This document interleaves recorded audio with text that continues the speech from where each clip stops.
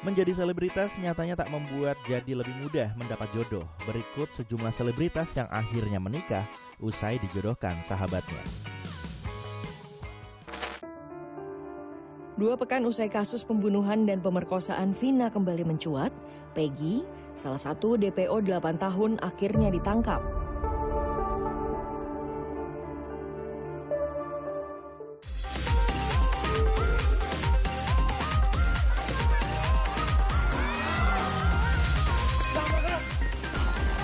Mohon maaf sebesar-besarnya kepada istri saya.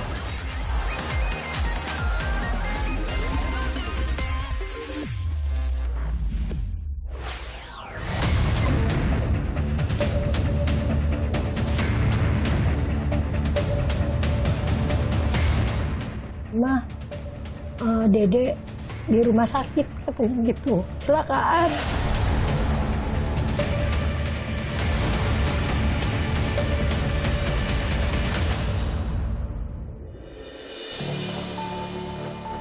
Setelah 8 tahun, kasus pembunuhan Vina dan Eki oleh geng motor di Cirebon, Jawa Barat masih menyisakan tanda tanya. Ada pelaku yang masih dalam pelarian. Asa keluarga korban kembali menyala saat polisi tergerak setelah muncul film Vina yang diangkat dari kisah nyata. Berikut 5 fakta teka-teki pelaku pembunuhan Vina.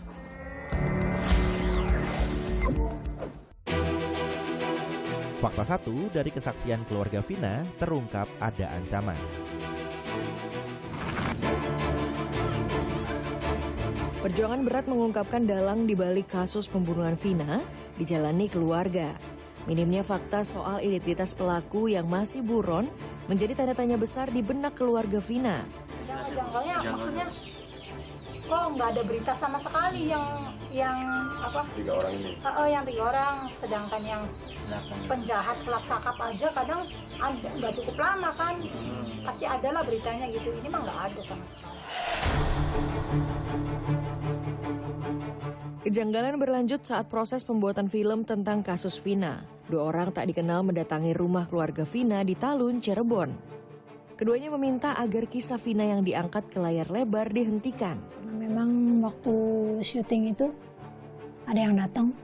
Dari Salah satu apa ya? dengan tujuan Ngapain dibikin film? Itu bikin nama jelek katanya. Bikin nama jelek. Kenapa ibu mau katanya? Uang sih ya, segitu tuh cukup habis Bu. Tak hanya keluarga, salah satu tim pembuat film juga mengaku mendapat peringatan serupa yang menyebut jika kasus ini mencuat lagi dapat mencoreng nama instansi polisi.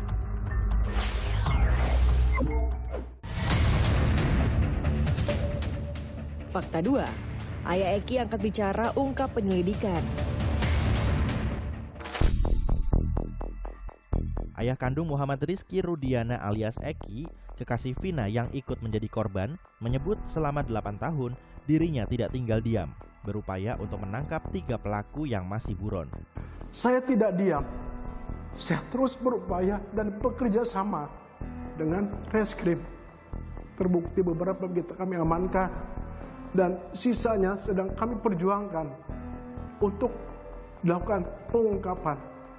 Dan sekali lagi saya mohon kepada seluruh warga negara Indonesia agar jangan berasumsi atau memberikan statement-statement yang akan mungkin lebih membuat kami sakit. Pengacara terpidana justru mendesak agar Ibtu Rudiana dicopot dari jabatannya karena dinilai terlalu turut campur, padahal saat itu posisinya sebagai kanit narkoba. Ibtu Rudiana bahkan dituding prosedur penangkapan yang kala itu dilakukan telah menyalahi aturan. Apa yang dilakukan oleh Rudiana ini ya, dengan pribadinya dia hanya mendapatkan keterangan yang tidak didukung oleh bukti, lalu menangkapi, dipukulin orang, ya tidak berdaya, apapun kemauan penyidik itu diikutin. Sehingga berbaliklah ketika diperiksa di Polda Jabar. Salah satu tersangka diduga berada di Jakarta. Polda Metro Jaya pun menyebut siap berkoordinasi dengan Polda Jabar untuk mencari buronan pembunuhan kasus Vina. Fakta 3, 8 tahun dalang pembunuhan masih buron. Polisi akhirnya menangkap 1 dari 3 DPO kasus pembunuhan Vina dan Eki di Cirebon dalam 2 pekan usai kasus ini kembali ramai. 1 DPO yang ditangkap itu adalah Peggy Setiawan alias Perong. Polisi mengatakan Peggy ditangkap di Bandung Selasa malam kemarin. Saat ini, Peggy tengah menjalani pemeriksaan di Mapolda Jawa Barat. Atas nama saudara Peggy alias Perong yang saat ini kita ketahui bernama Peggy Setiawan. Dia merupakan warga Cirebon yang bekerja di Bandung sebagai buruh bangunan. Sehingga tadi malam kami lakukan upaya paksa penangkapan terhadap terduga pelaku Peggy Setiawan di Bandung. Polisi lalu mengepung rumah nenek Peggy di Blok Simaja, Desa Kepompong, Kecamatan Talun, Kabupaten Cirebon. Polisi menggeledah mencari barang bukti. Saksi mata di lokasi menyebut rumah ini ditinggali ibu, adik dan saudara Peggy. Sementara Peggy ikut ayahnya ke Bandung menjadi kuli bangunan. Fakta 4. Demi mencari keadilan, keluarga Vina temui Hotman Paris. Datang ke Jakarta, keluarga meminta Hotman Paris membantu menyelesaikan kasus tragis yang menimpa Vina. Hotman Paris meyakini ada dugaan kesalahan penyidikan 8 tahun lalu. Nggak mungkin 8 orang itu ngarang cerita bersamaan di awal-awal pada saat ditangkap. Ya kan? Berarti benar itu ada 3 orang. Ya, dari penafsiran kita sebagai ahli hukum. Karena pada saat di BAP kan terpisah. Hampir semuanya mengatakan ada 3 orang lagi. Tapi pada saat dilimpahkan ke kejaksaan, mereka merubah BAP sehingga diduga ada pengaruh.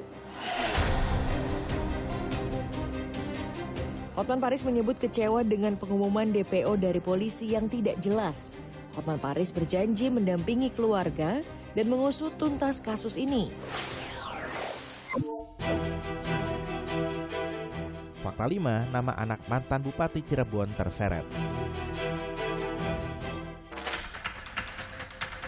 Anak mantan Bupati Cirebon, Sunjaya Purwadi Sastra, sempat terseret dalam kasus pemerkosaan Vina. Istri mantan Bupati Cirebon yang juga sempat menjabat sebagai Wakil Bupati Cirebon, Wahyu Ciptaningsih, langsung menepis tuduhan itu. Menurutnya, kemiripan nama anaknya dengan pelaku hanya kebetulan. Agustus tahun 2016 ya. Dan pada saat itu anak saya Ramadhani Purwadi Sastra ini dan yang biasa dipanggil Rama ini usianya masih 11 tahun ya. 11 tahun dan masih sekolah SD kelas 5. Dia juga menyatakan bahwa anaknya tidak ada yang bernama Dani atau Andi yang berada dalam daftar DPO.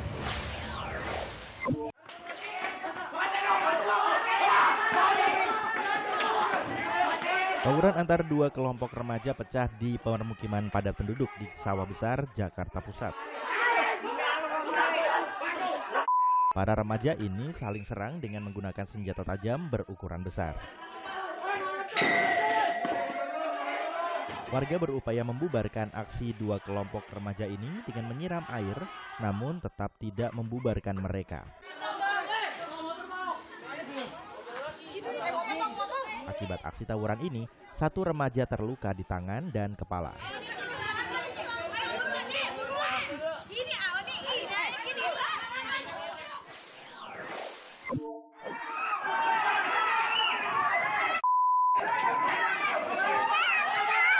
Warga kampung Susun Bayam, Jakarta Utara ini mengalami intimidasi oleh petugas Satpol PP dan sejumlah petugas keamanan rusun.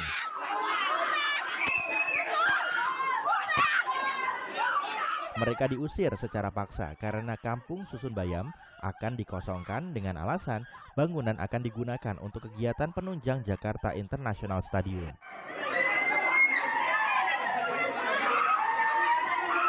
Sebelumnya, warga Kampung Bayam dijanjikan oleh Pemprov DKI menghuni Kampung Susun Bayam yang dibangun di lahan sebelah JIS. Namun, berjalannya waktu, ratusan warga Kampung Bayam yang menghuni diminta pindah ke Rusun Nagrak oleh Pemprov DKI.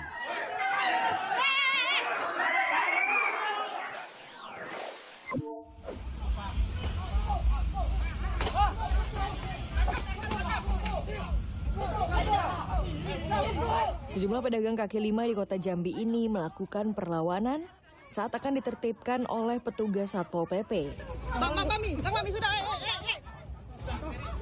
Penertiban ini dilakukan setelah para petugas memberikan surat teguran ketiga kepada para pedagang yang berjualan di pinggir jalan di kawasan Tugu Keris Siginjai Jambi. Akibat perlawanan ini, sejumlah petugas terluka terkena senjata tajam dan lemparan batu.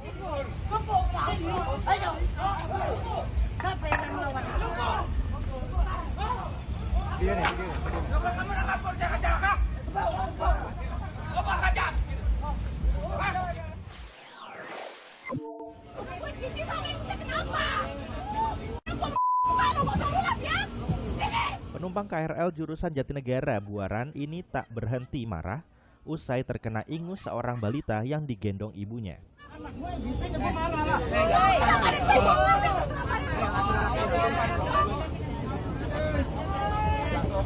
Bukannya minta maaf, ayah dari anak balita justru bertanya dengan nada yang menyinggung korban.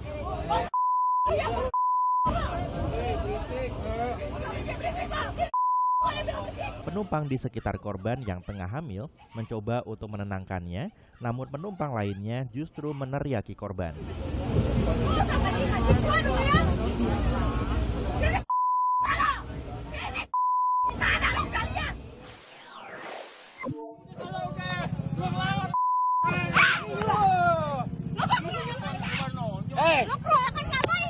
Pemuda ini tiba-tiba dikeroyok sejumlah tukang ojek pangkalan di Jalan Manggarai Utara 1, Tebet, usai menjemput kekasihnya.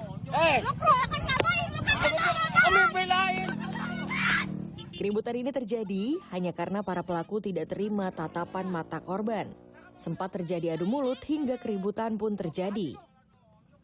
Keributan mereda saat korban wanita berteriak histeris hingga mengundang warga untuk memisahkan.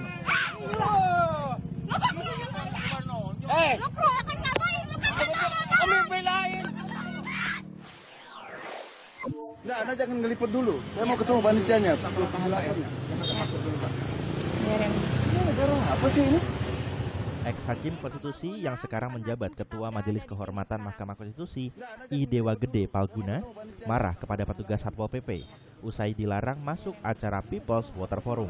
Di luar aja Pak, jangan kasih masuk Pak. Geser Pak. Sorry, please. Pedro Arroyo dari United Nations Special Reporter juga dilarang masuk. I'm the police. Okay. I'm the police. I'm the staff. Okay. For my leader. Okay, just wait a minute. Okay. Pelan-pelan ya, pelan-pelan. Gulungnya semua itu. Acara People's Water Forum juga dibubarkan paksa. Kursi, panggung, dan spanduk dibongkar paksa. Sejumlah tamu bahkan diusir oleh ormas. Saat dikonfirmasi terpisah, polisi Polda Bali berdalih tak mengetahui soal pembubaran.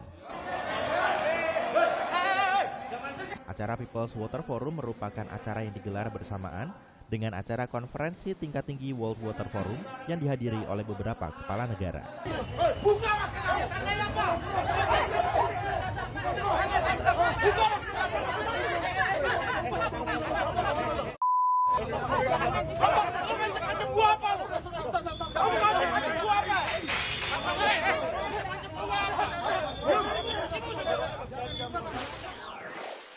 Hai, saya Rizky Febian. Saya Mahalini, mau ucapin terima kasih banyak. Emang dia mau nerima aku yang orang biasa?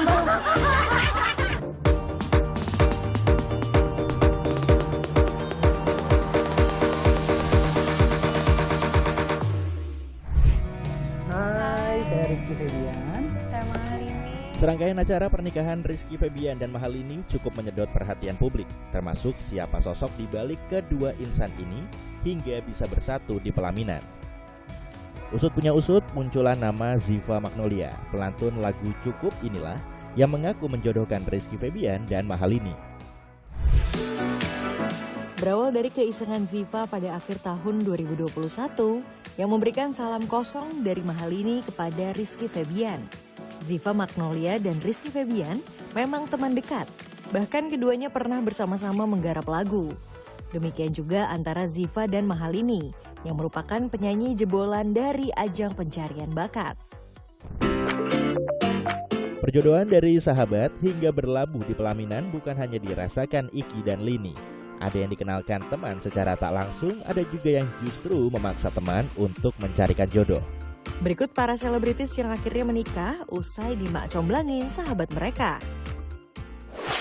Kasihku dan kesetiaanku kepadamu sehingga semua rencana kita dapat berjalan baik dan dapat. Jessica Mila dan Yakub Hasibuan juga salah satu pasangan yang akhirnya menikah pada 5 Mei 2023 usai dijodohkan sahabat mereka. Aktris dan model cantik Feby Rastantilah orang yang menjodohkan Mila dan Yakub. Feby yang merupakan teman dekat Mila lalu mempertemukannya dengan Yakub. Saat itu Feby yakin Yakub akan menjadi pelabuhan akhir Mila.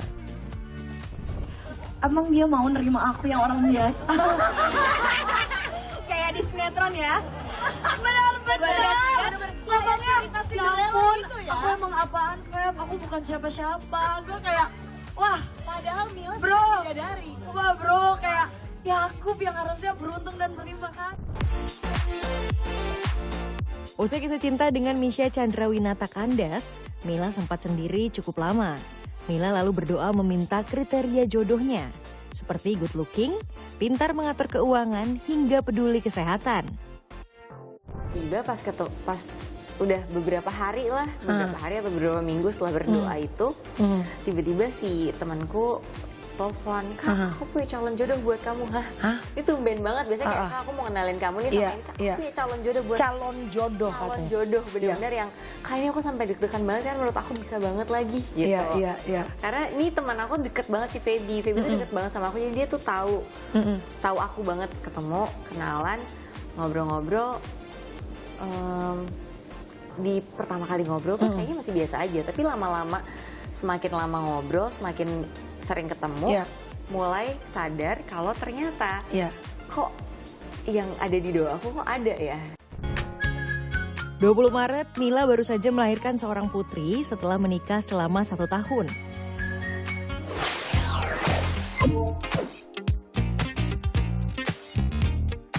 Selanjutnya ada Sandra Dewi dan Harvey Muiz. Okay, so this is the second round of Harvey Sandra's wedding. Daniel Mananta akhirnya mengenalkan Sandra Dewi dan Harvey Muiz usai terus dimintai pertolongan. Sandra mengakui meminta tolong ke Daniel karena usia yang sudah menginjak 30 tahun, namun masih juga tak punya pasangan. Sandra juga makin ketar-ketir karena teman-teman seusianya sudah menikah satu persatu. Akhirnya gue minta tolong Daniel, gue ya gengsi tuh udah keadaran ya, gue kurang bergaul, tolong cari temen, siapa tahu ada yang baik. Kasih gue 2 minggu, akhirnya dia oke, San. Dan si Harvey ini adalah temannya Daniel. Temannya Daniel. Jadi sebelum ketemu si Harvey ini ada 4-5 orang teman yang tidak saling mengenal, bilang kamu kayaknya cocok sama aku, karena Harvey juga tidak bergaul. Sekarang udah married berapa tahun ya? 5 tahun ada kali ya?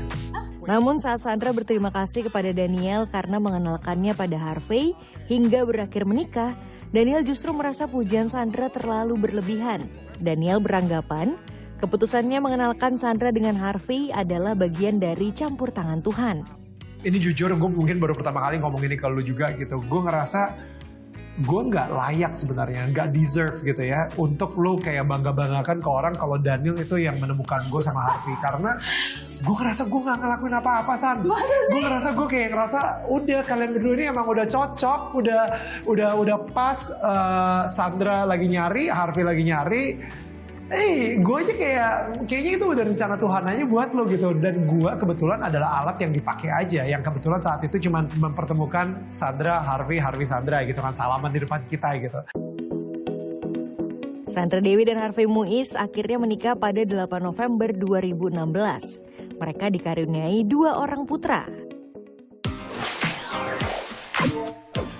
Pertemuan Baim Wong dan Paula Verhoeven juga hasil mak comblang dari sahabat mereka, aktor Teuku Zacky dan istrinya, Ilmira Usmanova. Zacky dan Baim telah bersahabat cukup lama. Sebagai sahabat, Zacky gelisah ketika beberapa kali hubungan sahabatnya dengan sejumlah kekasih kandas di tengah jalan. Zacky lalu kepikiran untuk mencarikan jodoh. Saat itu, Zacky langsung terbesit satu nama, Paula Verhoeven, yang merupakan sahabat istrinya, Ilmira. Zaki merasa Baim cocok dengan Paula karena Baim dikenalnya sebagai sosok yang bertanggung jawab sehingga dapat menjadi pribadi yang baik untuk Paula. Dia orang yang baik, dia orang yang bertanggung jawab, selalu bercanda, tapi di balik itu semua dia sayang sama dia. Kalau mudah-mudahan bisa pasti itu sih udah berdarah daging kalau Iseng ini udah berdarah daging kalau lain. Mudah-mudahan sih ya lebih baik lagi semua. Sejak menikah pada 2018, kini Baim Wong dan Paula Verhoeven telah dikaruniai 2 orang anak. Mencarikan jodoh untuk sahabat, apalagi untuk akhir dalam sebuah pernikahan, tidak boleh asal. Selain niat yang tulus ingin melihat teman bahagia bila telah berkeluarga, latar belakang keduanya juga harus diperhatikan dan mensinkronkan apakah keduanya adalah pasangan yang cocok. Lalu berikan informasi detail tentang pribadi kepada keduanya, namun tidak perlu berlebihan. Dan yang terakhir, tidak perlu memaksakan calon pasangan yang Anda ceritakan. Informasi tadi mengakhiri Pop News hari ini. Jangan lupa tetap saksikan Pop News setiap hari Sabtu dan Minggu pukul 9:30 waktu Indonesia Barat. Tentunya hanya di Kompas TV. Terima kasih dan sampai jumpa.